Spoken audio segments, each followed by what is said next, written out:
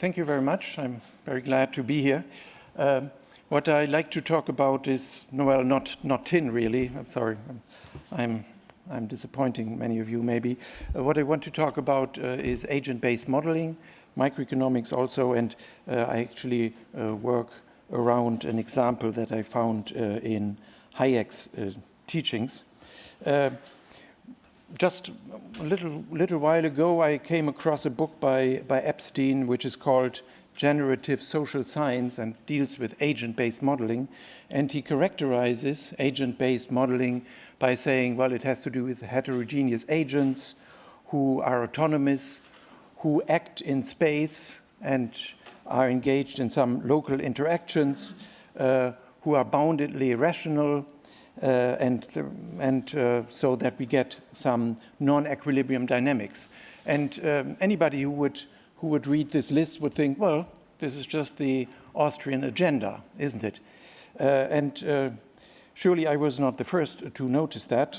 There is Böttger and a co-author. He says, agent-based modeling is one way, perhaps the best contemporary way, to pursue the methodological individualistic approach to capture complex phenomena.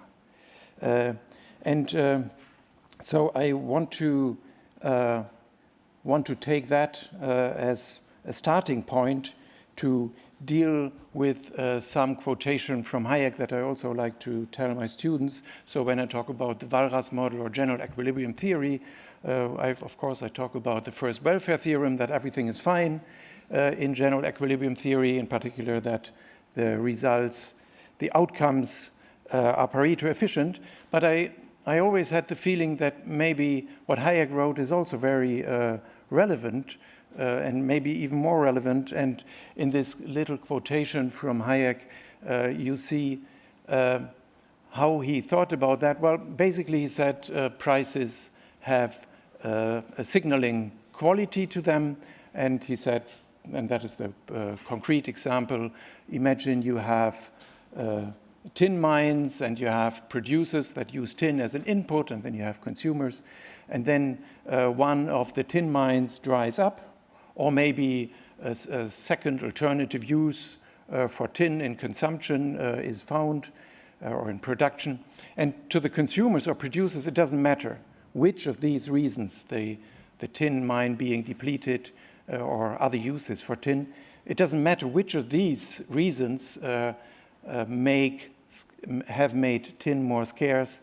All that is relevant is that consumers and producers begin to economize on skin. And how do they do that? Well, the prices tell them. I mean, that's the basic message by von Hayek. So I want to take just this little quotation by Hayek and produce, on the one hand, a microeconomic model that captures that, and on the other hand, an agent-based model, which is arguably the methodology that Austrians might want to apply. Though when I look at the papers at this conference, I seem to be the only one who talks about agent-based modeling, so maybe I'm just wrong. So let me just start with the microeconomic model. I have three groups of people, according to the quotation from Hayek. I have the tin extractors, I have producers, and I have consumers. And the extractors decide on the quantity of tin to be extracted, and they have a convex extraction cost. Convex extraction cost means that the more you extract, the higher the average cost of extraction. Then you have producers who fabricate some consumer good, and they use tin as an input. Actually, they also have an alternative to tin. No, actually not in the microeconomic model. That comes later. And so they have tin as an input, and they have a second input, and they have some Leontief production function with tin as an input and the second input. And then there are consumers, and they use Cobb-Douglas utility. They have Cobb-Douglas utility preferences, but don't worry about that. And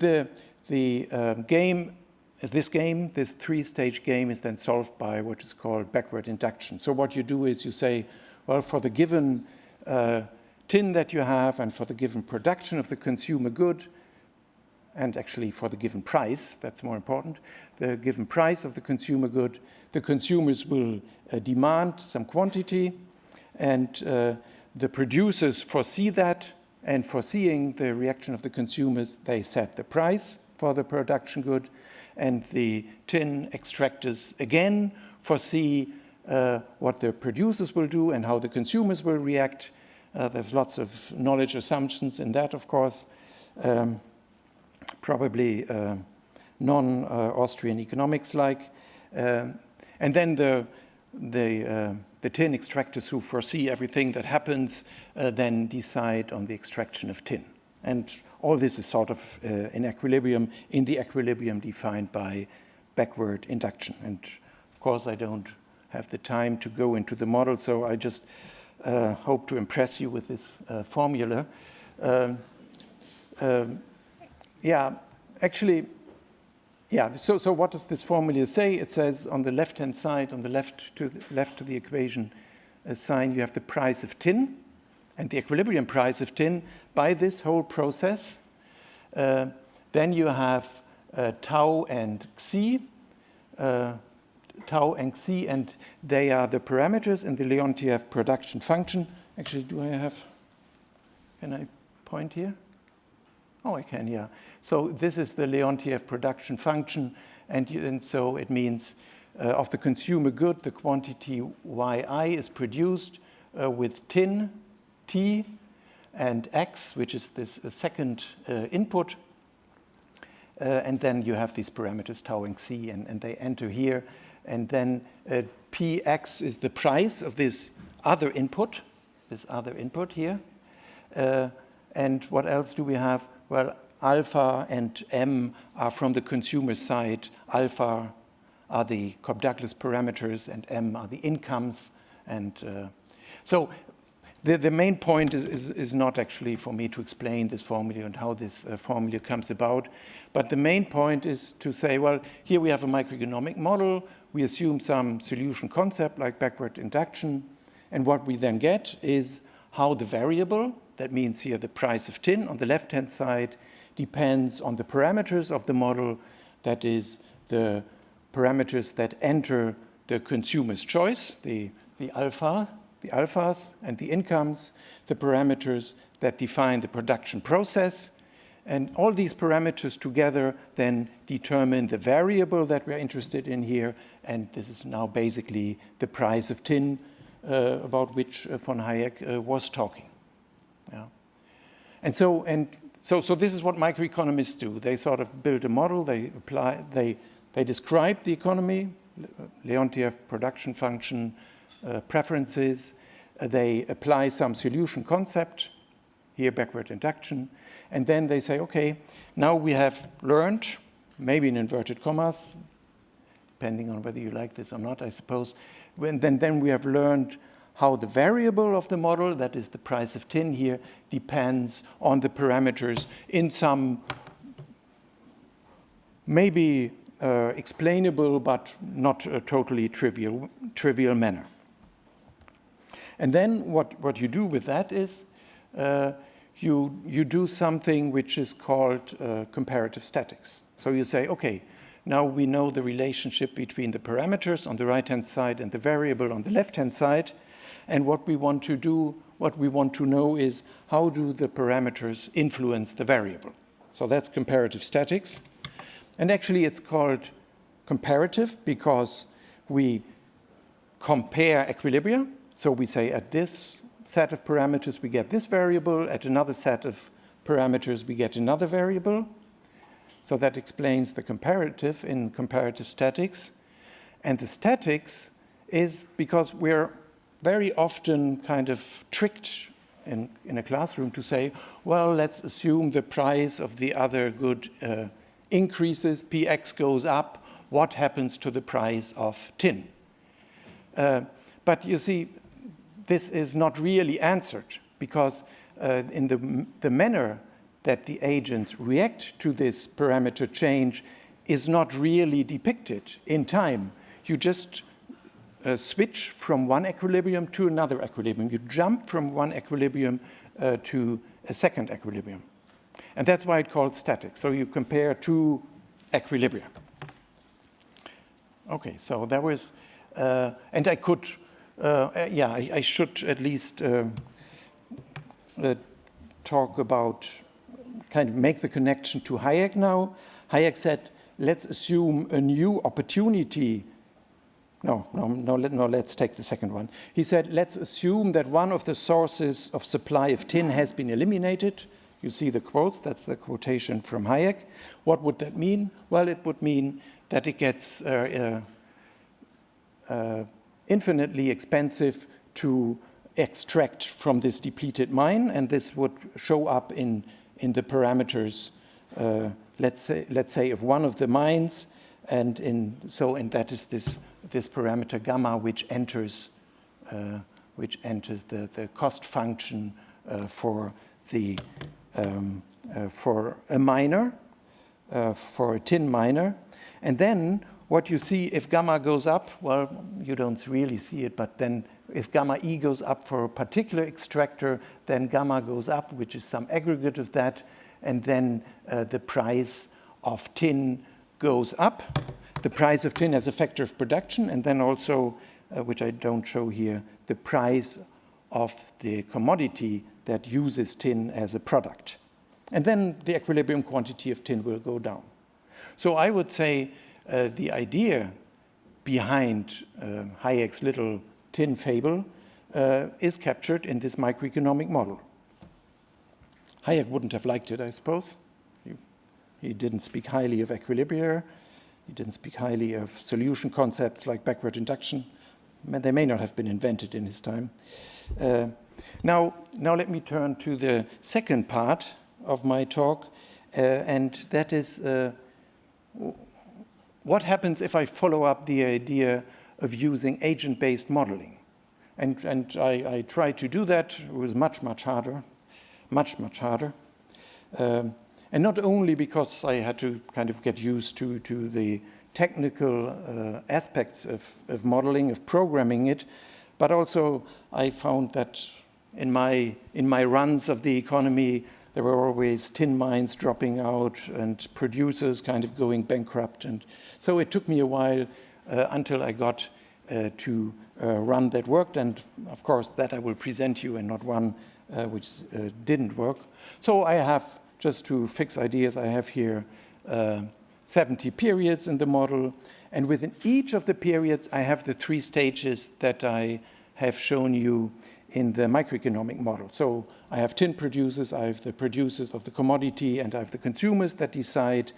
I have 4 tins, actually, and I have even 3 mines of a tin substitute, which I call sub. So it's a bit richer than the microeconomic model. Then I have 10 producers who use tin as an input factor and produce the commodity with the Leontief production functions, and they can use this second factor X that we had, and they can use tin or sub alternatively. And then I have 100 consumers, doesn't matter really, and they have some downward sloping demand curves, actually not Cobb-Douglas ones. But this game is definitely not solved by backward induction. That would be totally impossible. I mean, solving a 3-stage game sometimes works, but it often doesn't work. Even with 3 periods, it gets 2 or 3 stages, it gets complicated. 4 or 5 is normally totally impossible. And here I have 70 times 3 stages, so doing backward induction just wouldn't work. So what you do is you say, okay, I just assume that the producers react to profits in the last periods in this manner. The tin producers look at the tin they have extracted but not sold yet, and then they decide on the new extraction. These kind of behavior rules I would model. Yeah, that's the idea. And now I just show you. I just show you a few results. So on the left-hand panel, you see the average tin price, which in this model goes up. And the reason that it goes up is the convex there are some convex cost functions again. So the more you extract, the more expensive it becomes to extract. So we shouldn't be surprised to see that reflected in the price of tin, and the aggregate consumption the aggregate consumption goes down, which is also not surprising if tin, the input, gets more expensive. Now, and this, I would say, is already in the line of Hayek, because there you see that kind of the tin becomes more scarce as time goes on. But I would think that his wording, he was more thinking about some shock hitting the economy. So let's talk about a shock where some mines discontinue, they do not operate anymore. And here in my model, you see that on the left-hand panel at period 35, I just took a few mines off the market, as it were. I just discontinued them. I can do that as a modeler. It's quite simple in Python. And what you see is that although there is this discontinuity, the overall, what do you have? The overall extraction kind of picks up after a while, and even the tin price shock is very minor, and it doesn't hold on for a long time. Yeah, so that's the sort of